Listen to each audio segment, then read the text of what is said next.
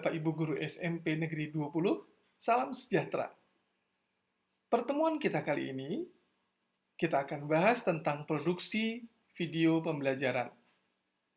Pada video sebelumnya, kita sudah membahas apa itu media, mengapa harus menggunakan media, kemudian jenis-jenis media.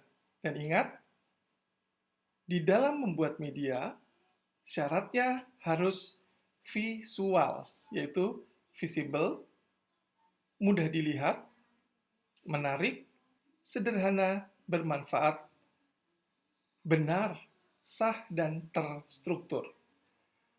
Untuk memenuhi syarat visual, kita harus merencanakan media yang akan kita buat dengan mengembangkan dalam bentuk skenario. Skenario adalah jantungnya produksi. Skenario juga sebagai petunjuk kerja untuk editor untuk memastikan gambar mana yang harus dimasukkan atau suara mana yang harus dimasukkan. Skenario juga sangat penting sehingga penyajian kita bisa terstruktur dengan baik. Nah, pada kesempatan kali ini kita akan pelajari bagaimana membuat media video pembelajaran yang sangat sederhana, yang dapat kita kerjakan dalam rangka work from home. Video yang akan kita produksi dibuat berdasarkan PowerPoint yang sudah kita pelajari dan sudah kita siapkan sebelumnya. Bagaimana menyiapkan PowerPoint untuk kepentingan pembuatan video ini juga sudah kita bahas sebelumnya dalam video. Nah, dari PowerPoint yang sudah kita siapkan, terlebih dahulu kita akan mengembangkannya menjadi skenario 2 kolom. Perhatikan contoh skenario ini. Di kolom visual berisi hasil pencarian kita dari internet atau hasil screenshot dari bahan yang akan kita komunikasikan ke peserta didik. Sedangkan di kolom audio adalah isi dari penjelasan kita tentang materi yang akan kita sampaikan. Akan lebih baik lagi apabila Bapak Ibu juga bisa hadir pada video yang akan dibuat. Tidak terlalu lama sih, hanya untuk menyapa dan buka kelas, dan pada bagian akhir menutup kelas. Walaupun hanya 1 menit tampil, tetapi kita harus tuliskan di kolom audio bagaimana kita menyapa siswa dan membuka kelas. Setelah menyelesaikan skenario, langkah berikutnya kita merekam suara yang ada di kolom audio di skenario kita dengan menggunakan voice recorder atau menggunakan HP. Langkah berikutnya adalah merekam tampilan kita untuk membuka dan menutup kelas. Kita bisa menggunakan kamera HP ataupun kamera lainnya. Selanjutnya, kita akan mengubah file PPT yang sudah kita buat menjadi file gambar. Untuk memudahkan editing, caranya adalah sebagai berikut. Pertama, buka browser internet, kemudian tuliskan I love PDF. Kemudian enter, akan tampil halaman seperti ini. Dan kita pilih PowerPoint to PDF. Setelah jadi, kita buka lagi I love PDF dan kita ubah lagi file PDF menjadi file gambar. Kita pilih PDF to JPG. Pastikan semua file suara yang akan kita rekam dan file PPT yang sudah kita jadikan file gambar ada pada satu folder di komputer kerja kita, sehingga memudahkan untuk melakukan editing dengan menggunakan Adobe Premiere. Jangan lupa juga mendownload file musik yang gratis dari YouTube untuk latar belakang musik yang akan kita buat. Langkah berikutnya adalah pasca produksi, yaitu editing dan mixing, yaitu menyambung gambar, mengisi suara, dan mencampurkan. Pada kesempatan kali ini, kita akan belajar menggunakan software untuk editing, yaitu Adobe Premiere. Pertama-tama, pastikan software Adobe Premiere sudah terinstall di laptop kita. Kebetulan tampilan laptop saya menggunakan MacBook, maka software terlihat di sebelah kiri bawah. Lalu kita double klik. Akan tampil halaman ini, kemudian klik New Project dan OK. Ini adalah tampilan ruang kerja dari Adobe Premiere, terdiri atas 4 bidang, yaitu kanan bawah disebut timeline. Timeline pada dasarnya adalah tempat mengedit video kita. Semuanya yang akan kita lakukan di timeline akan muncul di program yang letaknya di sebelah kanan atas.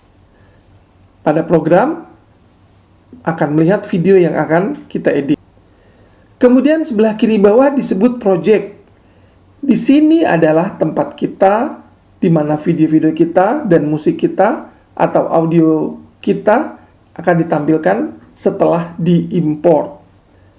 Sebelah kiri atas disebut source. Ini adalah di mana kita akan melihat video yang kita buka. Jadi pada dasarnya, pada program menunjukkan video kita dari timeline, dan pada source menunjukkan video kita dari project. Sekarang kita akan mulai mengimport gambar dari PPT yang sudah kita siapkan. Untuk memulai melakukan editing, caranya klik file, kemudian pilih import. Pada contoh ini, saya memilih satu file video, satu file gambar, dan satu file audio. Jika kita klik 2 kali, file yang ada di project akan muncul di source. Di sini, kita akan memotong file video. Tentukan di mana video sebagai awalnya, dan setelah tombol mark in diklik, selanjutnya jalankan video dengan menekan tombol play untuk memastikan potongan yang akan dibuat sudah sesuai. Kemudian cari di mana video akan diakhiri. Kemudian klik mark out. Letak icon mark out bersebelahan dengan icon mark in. Sekarang seret video yang sudah kita tandai mark in dan mark out-nya ke kolom timeline.